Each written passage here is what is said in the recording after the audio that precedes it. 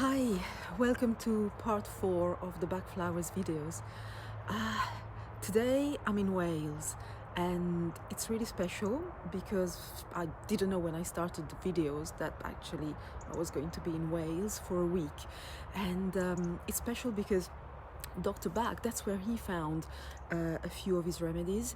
He used to love Wales. He used to come here as a child on holiday. Being a sick child, he was always in nature, and he used to love this country. So we're here in a national park called Brecon Beacons, and it's unbelievable. It's 6:30 in the morning, so it's really chilly and cold, but today it's going to be a really nice day apparently, so we should go out and about in the hills. So I don't know if you can see, but I will put some more pictures on.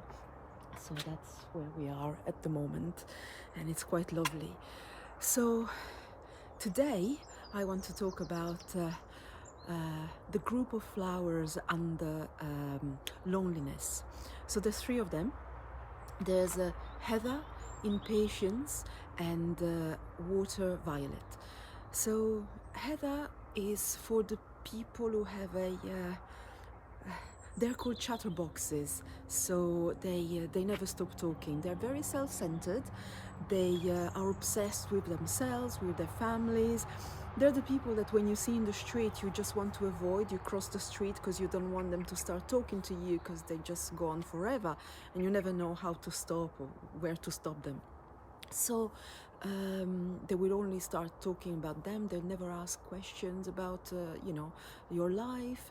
They're just interested in themselves. The reason why they do that is because they're very lonely. The problem is by doing so, they drive people away from them even more. So these are the kind of people who don't talk to you, but they talk at you. By giving them some heather, then they'll become relaxed, and they'll start to take interest in others. So they'll start to ask questions. They will not just drive you crazy with all those words that come out of their mouth. So that's for heather. Impatience, it's probably one of the remedies that I would really suggest in certain cases of stress and anxiety. So that's probably important for this group. Impatience is for the people who are very quick at thinking, quick at actions. They're very irritable. They don't want to waste time. The problem is they're also very unforgiving towards the others, because they always think that another person will not just do things quick enough. So it happens a lot in a place of work, maybe in an office, etc. So if you see someone standing besides you as you're doing something, and you see that they want to have it done quickly, that's probably an impatient nature.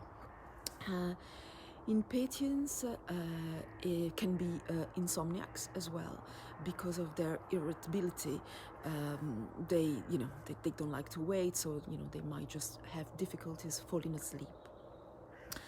Another thing that impatience is good for is for people with high blood pressure due to irritability. So by giving them a few Bach flowers, impatient Bach flowers, then they might be able to control a little bit more their blood pressure.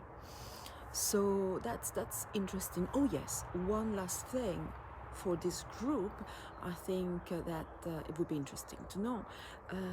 Impatience can relieve some of the tension that you get sometimes on the top of your back, on the upper back. That can help, because obviously that's where we keep a lot of our tension. That's where we stress a lot. So that can help relax. If you give the remedy to a person who seems to be irritable, that will go down. They will relax a little bit, and they will feel calmer, and they will take time to think. They will accept the way other people are behaving and are going about in their life. The third one is water violet. I really feel sorry for these people, mainly because I think I was one of those in the past. So empathy for myself. They're the ones who are very lonely because they don't want to show their feelings. So they seem to be very, they want to keep things for themselves. You will never see them cry. They will just bite their lips instead of, crying. They feel that they have a sense of superiority compared to the others, but they don't do it on purpose. They just do it because they're trying to build a shield around themselves. So they're trying to protect themselves in a certain way, and actually comes across as if they were, not very nice and a bit distant. They are distant, it's true, but that's because that's a protection mechanism mainly. So water violet are very, strict. I don't know if you're aware of this condition called rheumatoid arthritis, for example. This is something that can help. Rheumatoid arthritis is, a condition where, in 2 words, basically, the person, the sufferer, will have a lot of aches and pains, and very often in the morning, especially, they won't be able to move because their limbs will be very, very stiff and swollen. So because we're talking about stiffness, water violet can help to reduce the stoicism, the stiffness of a person. So that could be useful in cases of rheumatoid arthritis as well as others. If you give a water violet person the essence, then they will start also to relax, and they will be able to talk, to share their feelings, and also potentially even to cry, even in front of public. So this is for the three